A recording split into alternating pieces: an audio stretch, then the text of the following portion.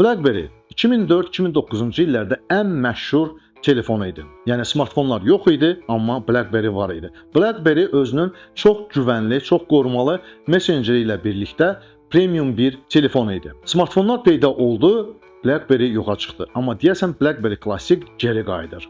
Bununla belə onun adı fərqli olacaq. Zinva Q25 Pro.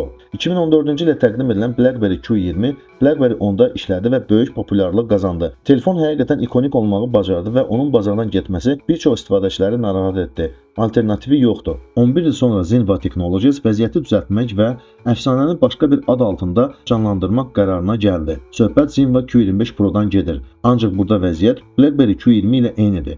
$400 720'nin 720 piksellik ekranlı device təklif olunur, amma prosesor fərqlidir. Helio G99 operativ yaddaş tutumu 2-dən 12 GB-a, daimi yaddaş isə 16-dan 256 GB-a qədər artırılıb. Zinva Q25 Pro-nun bataryası 3000 mAh-dır. Arxa tərəfdə 50 megapiksellik, ön tərəfdə 8 megapiksellik kamera var. Android 13 əməliyyat sistemlidir. NFC modulu, USB Type-C portu və microSD kart slotu var. İstehsalçı həmçinin BlackBerry Classic sahibləri üçün $300 təkmilləşdirmə dəsti təklif edir.